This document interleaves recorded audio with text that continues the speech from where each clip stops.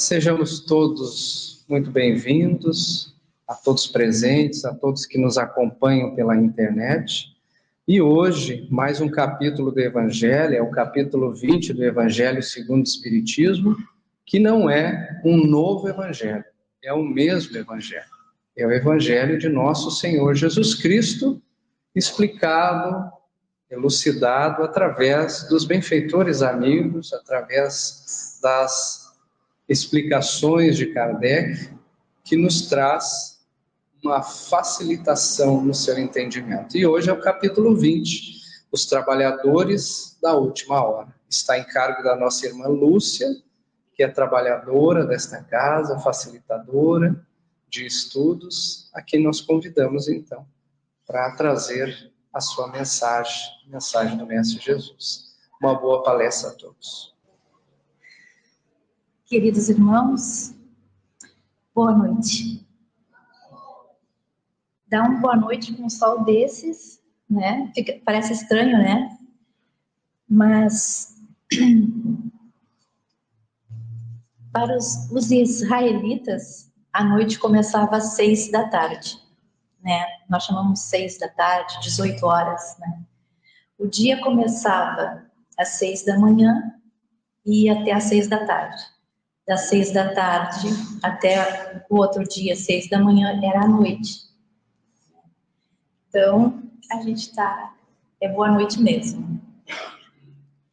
Mas esse capítulo, o capítulo 20 do Evangelho segundo o Espiritismo, dentro da visão espírita, como já disse nosso irmão Nelson, ele inicia com a parábola dos trabalhadores da vinha. Kardec coloca essa parábola para iniciar o capítulo. O capítulo é super pequeno, é o menor capítulo do Evangelho. E essa parábola foi registrada por Mateus. O único que registrou essa parábola foi Mateus.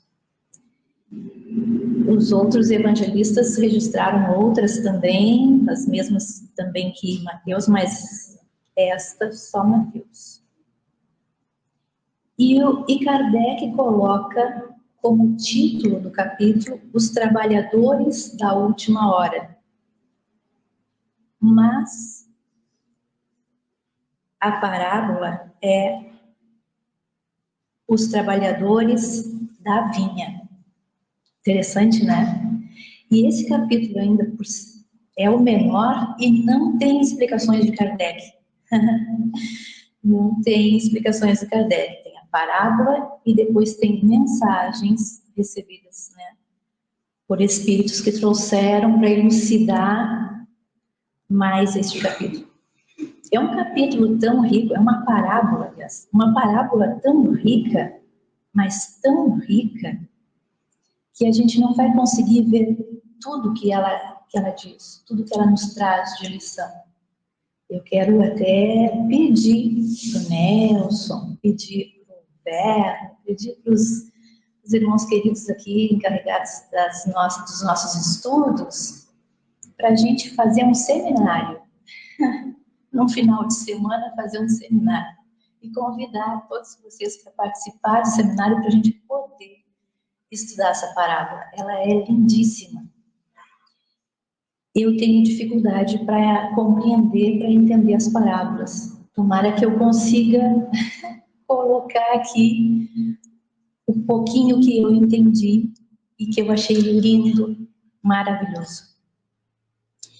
Mas antes da gente entrar na parábola, que certamente vocês conhecem, vamos falar um pouquinho de algumas coisas que ela trata antes da gente entrar propriamente na parábola. Vamos prestar atenção nos personagens. Então, conforme vai sendo contado, vamos prestar atenção nos personagens que constituem essa história, né? Porque é de uma riqueza psicológica extraordinária. E não pode passar assim despercebido de nós. Então, vamos prestar bastante atenção. Normalmente as parábolas que a gente conhece falam de reis, falam de pessoas, de alguma pessoa que tem poder. Esta parábola não tem poder. essa parábola tem um pai de família. E, de acordo com as traduções, uns falam um senhor da vinha, outros falam assim, um pai de família, de acordo com as traduções. Mas é isso que essa parábola tem um pai de família. E a forma de contar o tempo é diferente do nosso, que agora quando eu disse boa noite, com esse sol maravilhoso, eu disse, né, ali inicia a noite, né, para os israelitas. Então, eles, os judeus, né, começam a contar o tempo a partir das 6. Então, das 6 às 7 é a primeira hora, né? Porque a gente vai ver falar assim, a primeira hora, a terceira hora, a sexta hora, a nona hora, a 1/10 hora, porque se tem 12 horas, né? Então, a 1/10, antes de chegar na 12, né? Na 12ª, vai falar disso para a gente poder se situar ali. Imagina, naquela época não tinha relógio, como nós temos hoje, né? Então, eles contavam o tempo dessa forma. Vai falar também de uma moeda romana, denário, uma moeda de prata. Aqui também está escrito a parábola dos trabalhadores da última hora, conforme o título do capítulo, mas a gente sabe que é a parábola dos trabalhadores. E vou fazer um convite para todos nós, nos imaginarmos e prestar atenção nos nossos sentimentos. Enquanto a parábola vai sendo lida, vamos prestar atenção nos nossos sentimentos. O que a gente sente enquanto a gente ouve essa parábola, enquanto a gente lê essa parábola? O dono da vinha, o pai de família, saiu de madrugada a fim de assalariar trabalhadores. Então, saiu às 6 da manhã, né? Então, ele saiu. E interessante o seguinte, naquela época, quem tinha propriedade, estava na sua propriedade, produzindo, né? Depois levando para a feira, levando para a praça, para ser comercializado ali, né? E aí ele vai para uma praça, porque quem não tinha propriedade vai para a praça para se colocar à disposição para o trabalho, né? Para vender a sua mão de obra.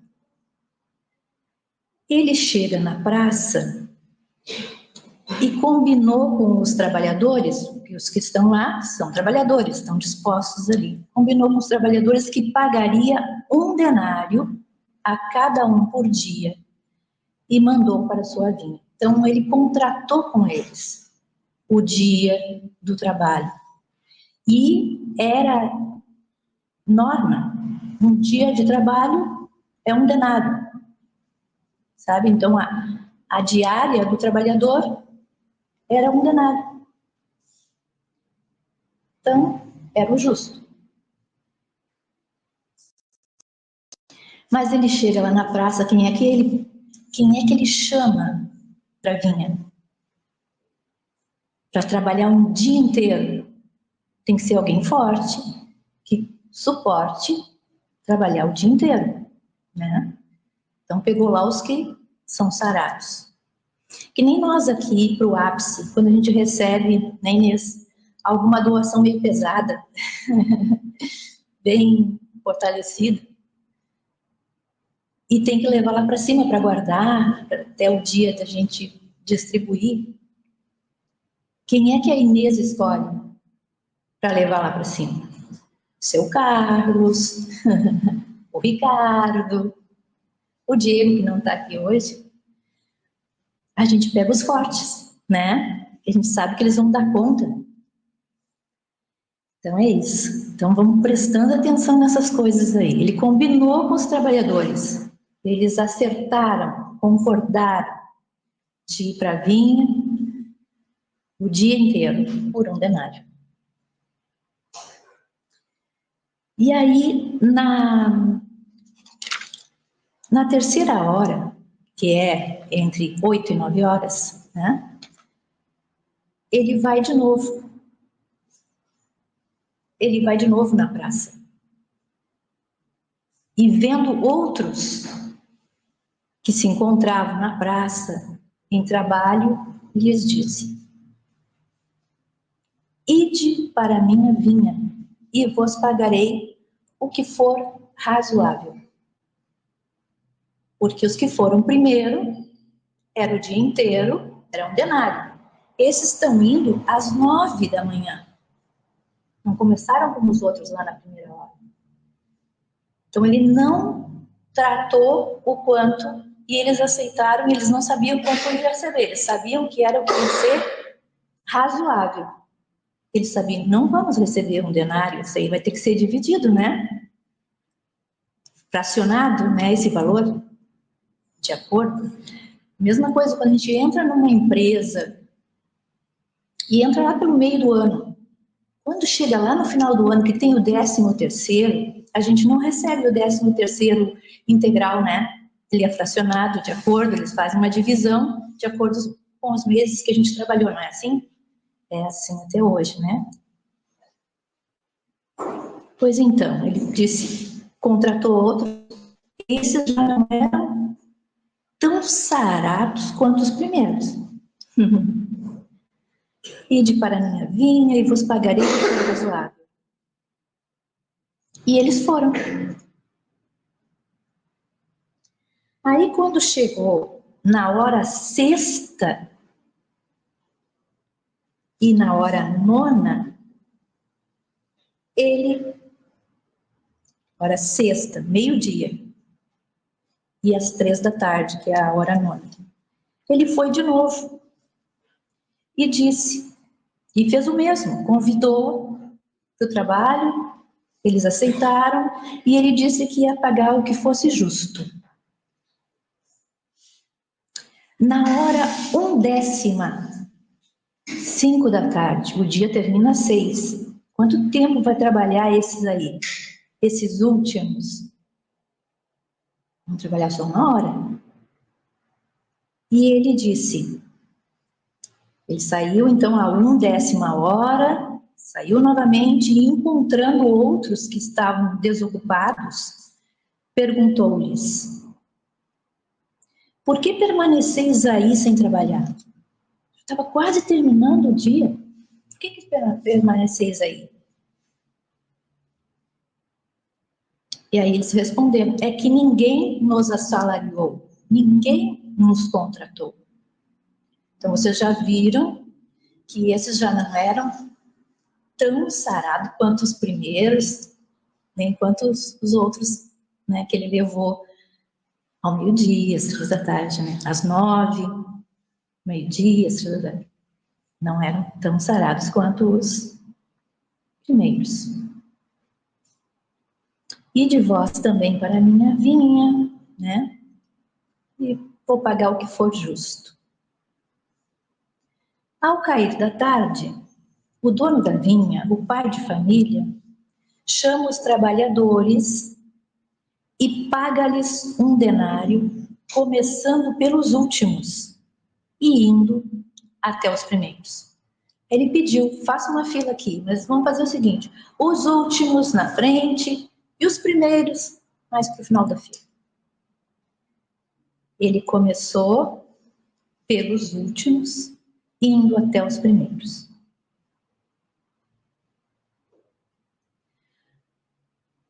Os que tinham sido encontrados primeiro, queixaram-se um deles e disse, porque daí ele começou a pagar e foi pagando pelos últimos 1 denário, 1 denário. Eles estavam em fila, aqueles saradão, aqueles fortão, estavam assim, ó, de olho espichado.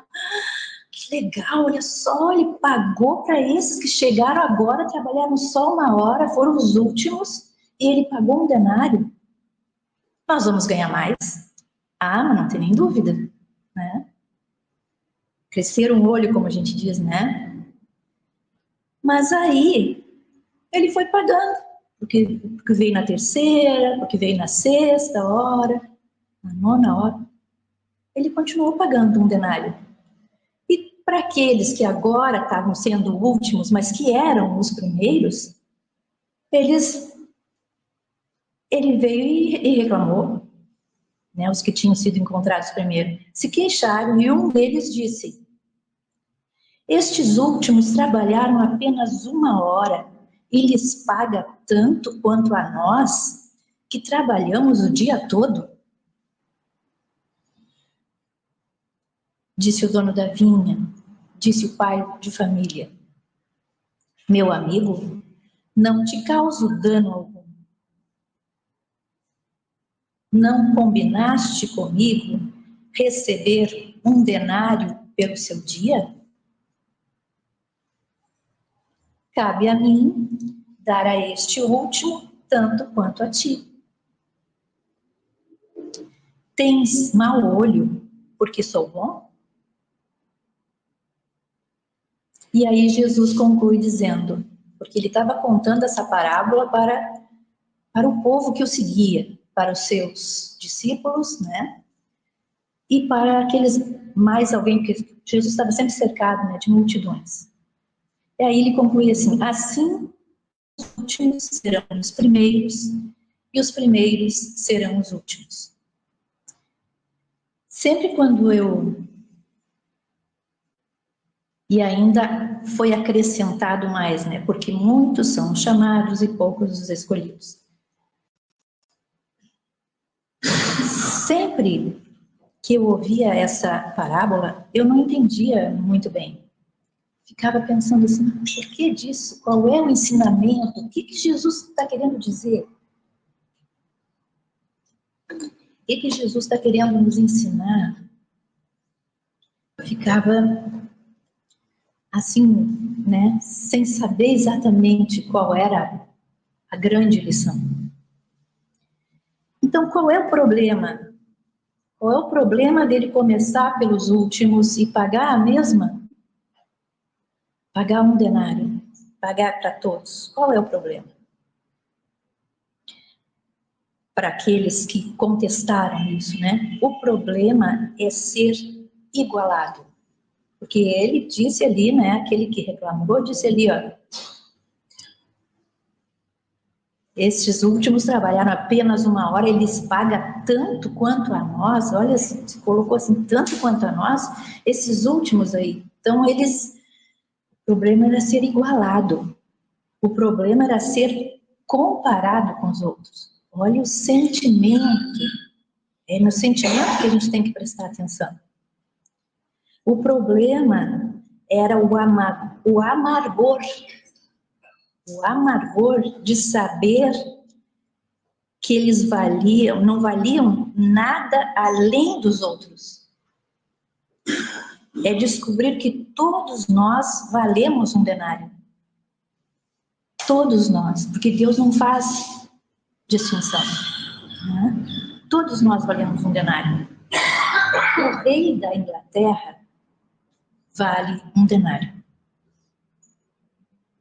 O catador daqui do papelão, da garrafinha, o catador vale um denário. O político que eu gosto vale um denário. E o político que eu não gosto também vale um denário. Somos todos iguais diante de Deus. É isso que nos mostra, somos todos iguais diante de Deus. Os que chegaram primeiro, eles queriam forçar a lei. A lei era um denário pelo dia. Era a diária. Eles estavam querendo forçar, queriam ganhar mais, né? E não queriam ser comparados àqueles últimos, né?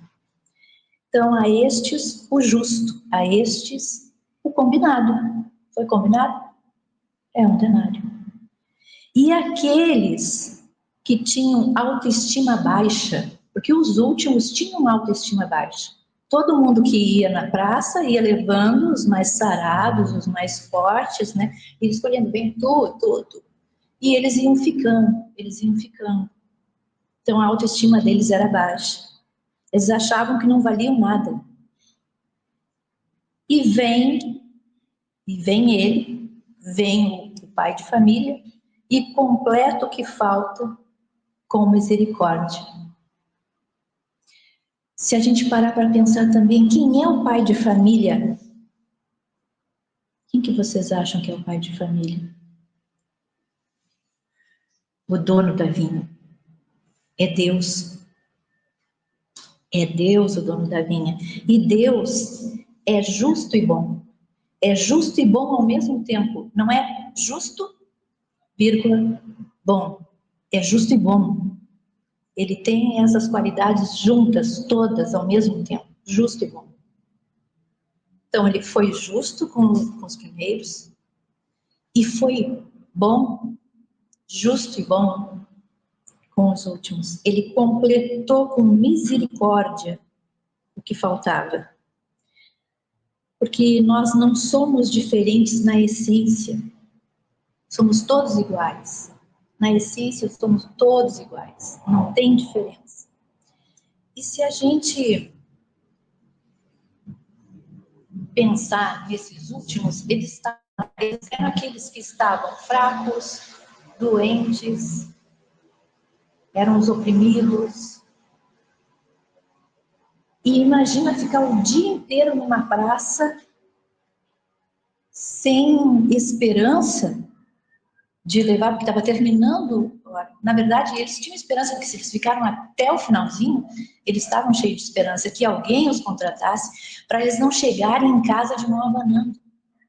Eles queriam levar para casa o sustento, né? Eles também tinham família.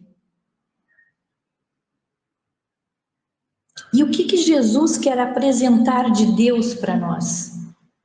O que Jesus quer apresentar de Deus para nós? Quer apresentar que Ele é cheio de misericórdia. A gente tem que ficar com isso, né, no nosso coração, guardar esse sentimento. Deus é misericordioso, é justo e bom. E o que é a vinha? A vinha é todo o trabalho que se move em direção ao bem. Qualquer trabalho. Qualquer trabalho. Aqui ainda é colocado que a vinha é o universo. Que a vinha é a humanidade. Aqui é colocado, de acordo com as obras de Kardec, de acordo com o nosso Evangelho, colocado também que as horas são as reencarnações, né, que a gente, nessas nossas idas e vindas, a gente está sempre sendo chamado para servir, chamado para reparar, né? Vamos ficar com essa imagem bonita aí, dessa barriga linda, né? Mas olha só, então a vinha é todo o trabalho que se move em direção ao bem, qualquer trabalho. Então cheguei na casa espírita e vi que tem ali, que o cestinho está lotado, está precisando botar um novo saquinho ali e esvaziar ali, né? Eu posso fazer isso. Eu vi que tem uma sujeirinha ali, eu posso ir ali fazer, sabe? A gente se colocar à disposição para servir. Mas agora, voltando ainda para a parábola, por que eles ainda estavam na praça até às 17, até às 5 da tarde, na última hora? O que moveria alguém continuar sentado na praça, esperando por um contratante, se já estava quase acabando o dia? Só tem uma resposta: a necessidade. Esses homens ganhavam pelo que trabalhavam. E desistir da praça é desistir do seu sustento. O que move estes homens é a esperança de serem resgatados. Eles são almas frágeis, falidas, que carregam mazelas, doenças, feridas, machucamentos de toda espécie. Ninguém os queria, ninguém enxergava nesses homens a capacidade de fazer alguma coisa. Nada mais eram do que imprestáveis e inúteis. Mas é exatamente aí, nesse momento, que o Senhor da vinha, o pai de família, vem buscar estas pessoas. Estão ali apenas a 1 hora do término do expediente.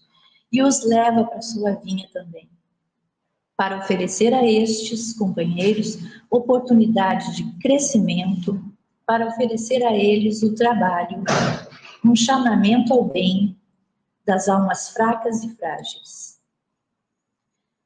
Aqueles que já caíram diversas vezes e que as pessoas nem querem se aproximar porque acham que eles não são capazes. Aos olhos de Deus, são extremamente úteis. Os chamamentos do Senhor estão por toda parte. São chamamentos para o bem. O bem não tem fronteiras. Por isso, não desista da praça. O que é a praça? A praça é a existência. É essa oportunidade que a gente está tendo, a nossa existência. Não vamos desistir dela. Mesmo que a gente ache que a gente não vale nada, que a gente não presta para nada, não vamos desistir da praça. Se você não desistir da praça, Deus encontrará lugar para você na sua vida. Então, meus irmãos, aqui que a gente parou nessa lâmina, falando das reencarnações, esta é a nossa... Nós estamos na última hora. Nós estamos na última hora. E nós somos esses, porque às vezes as pessoas, né, no Evangelho também está lá falando que os espíritas são os trabalhadores da última hora. Por quê? Por que os espíritas são os trabalhadores da última hora? Não é porque é melhor que ninguém. Por esse mesmo motivo, nós somos falidos, já erramos muito em outras existências, né? E estamos tendo a oportunidade. O Senhor da Vinha nos chamou. A gente aceitou o chamado. Então, por isso que nós estamos aqui. Não é porque somos melhor que ninguém, ninguém é melhor do que ninguém. Todo mundo vale um denário. Somos todos iguais em essência. Mas nós já erramos muito. E agora estamos aí, buscando recuperar o tempo perdido. Porque já fomos chamados de outras vezes, mas não atendemos o chamado. Fizemos corpo mole, né? Fizemos corpo mole para o bem. E aí nos equivocamos bastante e agora a gente veio, estamos aqui querendo reparar, né? Então, neste livro do Antônio Badui Filho, com mensagens de André Luiz, com interpretações dos capítulos do Evangelho, tem uma mensagem chamada Primeiros e Últimos. Vamos nos ligar nisso, primeiros e últimos. A fonte é o princípio do regato. O regato torna-se rio. O rio deságua no mar. O mar, grandioso que é, né, não desmerece o valor da fonte. Vocês viram, então, a grande importância, a fonte, onde lá surgiu, né, um molhinho d'água, vai indo, vai correndo, né, a fonte deságua no rio, o rio deságua no mar. Então, o mar não desmerece o valor da fonte. A semente, vamos pensar numa semente. A semente é o princípio do arbusto. O arbusto torna-se planta. A planta dá frutos. O fruto, porém, não desmerece o valor da semente. Quando afirmou que os últimos serão os primeiros e os primeiros serão os últimos, Jesus, na verdade, dizia que o mérito do bem é igual para todos, não importando o grau de evolução de cada um.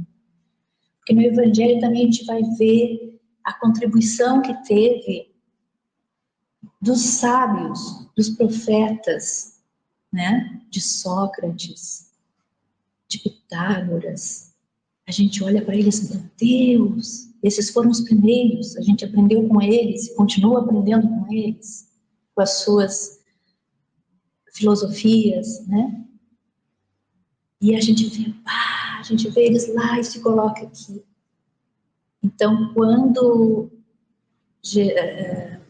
ele afirmou que os últimos serão os primeiros e os primeiros serão os últimos, Jesus, na verdade, dizia que o mérito do bem é bem, em qualquer parte, em qualquer hora. Então, Jesus, na verdade, dizia que o mérito do bem é igual para todos, não importando o grau de evolução de cada um. Então, mesmo que eu estou me achando assim que eu sou o último dos últimos, mas se eu faço bem, o meu bem é o mesmo bem que aquele que está à minha frente, por ter já também caminhado bem mais do que eu, né? Então, tanto faz agora ou depois. Agora ou depois. A fonte e o mar. A semente e o fruto. O alicerce e o telhado. A usina que está lá naquelas quedas d'água. A usina e a lâmpada. O carvão e o diamante. Tudo tem sua utilidade, agora ou depois. Da mesma forma, na seara do Cristo, não faz diferença se há primeiros e últimos, porque o bem não tem começo nem fim. Quando vem antes, permanece para sempre. Se vem depois, volta no tempo, corrige os erros e elimina o mal, que é o que a gente faz. Então agora a gente está aqui, nesta vinha, nos propondo a sermos trabalhadores úteis, para fazermos o bem. E aí a gente vai vir, outras oportunidades a gente vai ter, e a gente vai corrigindo nossos erros e vai eliminando, então, o mal que ainda existe em nós. É interessante que a gente pensa assim, mas agora eu já estou bonzinho, eu já estou boazinha, eu já sou bem melhorzinha agora, já, né? Já há alguns anos na casa espírita estudando aqui, eu já me melhorei. A gente fica assim, né? Se achando. Aí aparecem situações para nos testar, para nos provar, e para nos colocar no nosso lugar, e para a gente ver que a gente tem muito que aprender ainda, né? Aí a gente vai ver, quando a gente lê a parábola, e fica assim, mas não está certo isso, mas como, tá? Deu um denário para quem trabalhou só um pouquinho, e porque eles dá bem que ele podia dar um pouco mais, né? Quando a gente pensa isso é inveja.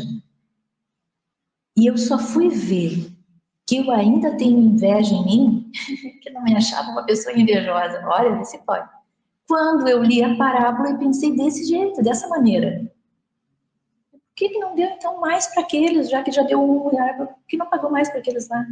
Porque, na verdade, se a gente pensar assim, quanto que iam ganhar aqueles primeiros? 12 denários, né? Se o que trabalhou só 1 hora ganhou 1 denário, então aqueles que trabalharam 12 horas, das 6 da manhã às 6 da tarde. E aí não conseguia entender, e aí estudando, graças a Rose, que pediu para fazer esse capítulo. E aí, estudando, meu Deus, olha só, eu estou pensando assim, eu tenho inveja.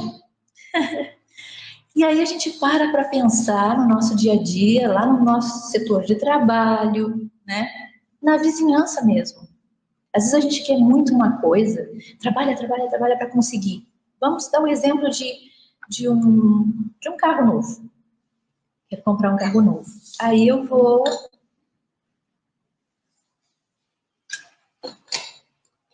pegar as minhas economias, vou lá e compro o carro. Fico bem feliz com aquele carro.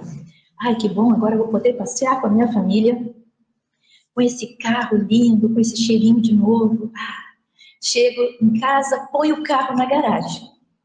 Quando estou fechando a garagem, eu enxergo o meu vizinho chegando com um carro melhor que o meu. Melhor que eu acabei de comprar. E aí eu já fico me sentindo pequeno. Só porque o dele, eu achei que é melhor que o meu. Achei mais bonito, mais potente. E quando eu fico sabendo que ele ainda pagou menos do que eu paguei pelo meu, sabe, esses sentimentos, é isso que a gente tem que começar a olhar e ver em nós, né, para ir trabalhando os nossos sentimentos. E aí a gente se pega, então essas lições de Jesus são para todo sempre, para todo sempre. A gente vai voltar várias vezes nesse mundo e vai estar estudando essas mensagens, vai estar estudando o evangelho dele e ainda vai estar sempre aprendendo, sempre aprendendo. Ele falava por parábolas e a gente não entende. Ele só contava a história.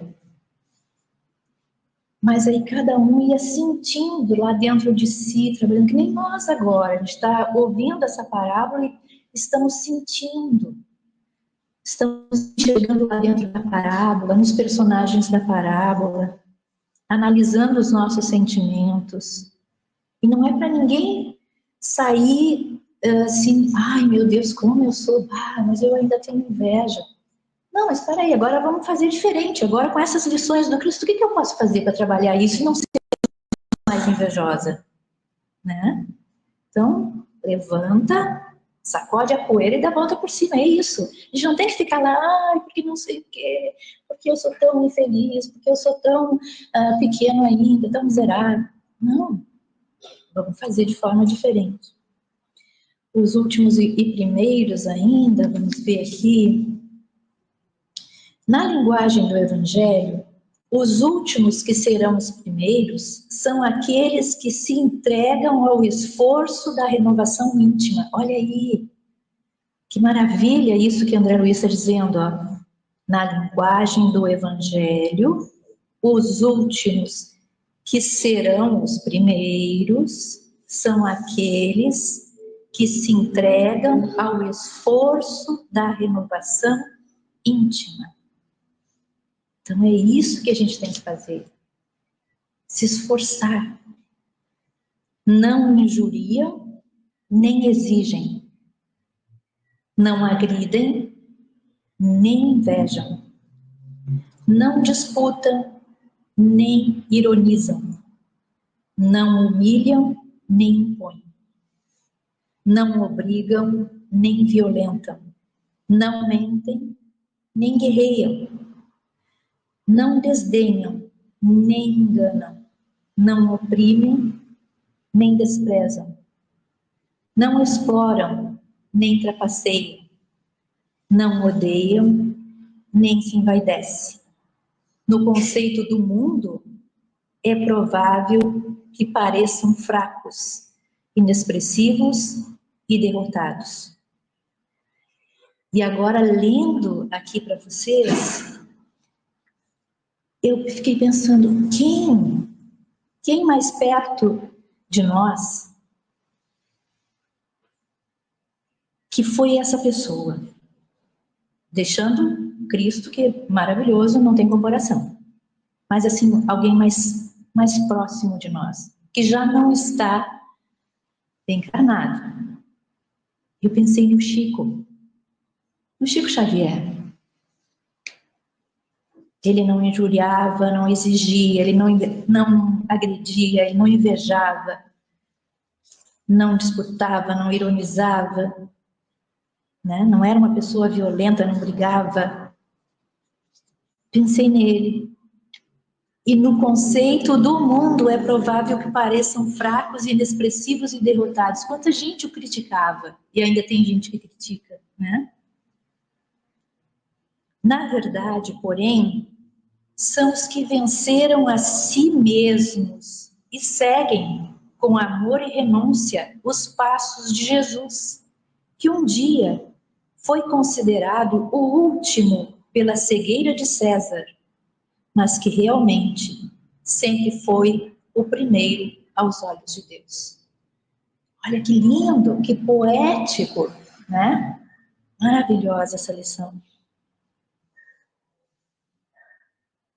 Então, não adianta, para nós encerrarmos. Tem muito mais, e tem muito mais interpretações, gente, maravilhosas, que não dá o tempo. Por isso que eu disse que ia pedir um seminário, para todos nós começar a trazer e dizer o que entendeu, né? Vão vir ideias lindíssimas, maravilhosas, e a gente vai se trabalhando, né? E é esse o objetivo, é a gente se trabalhar por dentro, né?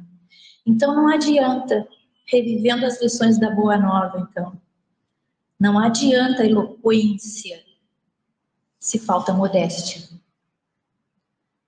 Não adianta palavra fácil se falta humildade.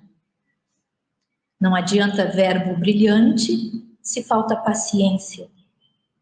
Não adianta página instrutiva se falta tolerância. Não adianta livro precioso se falta compreensão. O Evangelho é um livro precioso, mas me falta compreensão. Então não adianta. Não adianta também eu estar, olha, que lição maravilhosa, mas eu não ponho em prática. Não adianta. Não adianta discurso convincente se falta fé.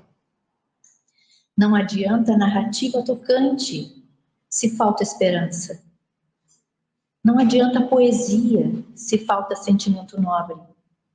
Não adianta entusiasmo se falta caridade.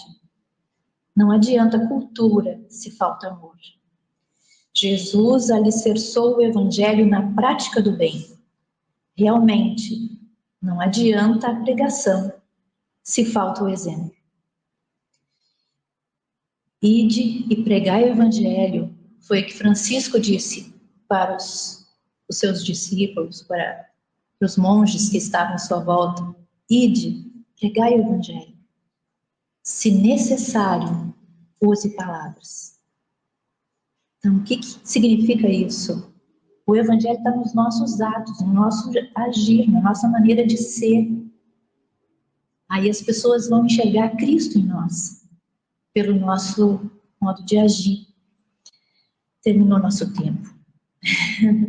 E esse capítulo é tão lindo. Olha, a maior beneficiada com isso fui eu, então eu agradeço muito essa oportunidade de estar aqui e poder ter estudado, né? E eu sei que eu tenho muito, muito ainda que aprender. Mas que bom, porque a cada sábado é um capítulo, cada sábado vai acontecer dele chegar de novo esse capítulo. Porque o Evangelho tem 28 capítulos. Aí a gente começa no 1, no 2, no 3, terminou 28, volta para o 1, 2. Então a gente já está aqui há algum tempo, alguns anos já ouvindo, né? A repetição desses capítulos, e cada irmão que vem aqui tem uma visão, vê uma coisinha aqui, vê outra coisinha ali, tem aqueles que têm aquela capacidade de ler nas entrelinhas. Eu não tenho essa capacidade, né? Que eu acho tão lindo. Tiram dali coisas assim maravilhosas, a gente, meu Deus, né? É tão gostoso estar aqui junto com vocês, estudando as lições de Jesus. Mas o convite é esse, colocar em prática. Muito obrigada pela atenção.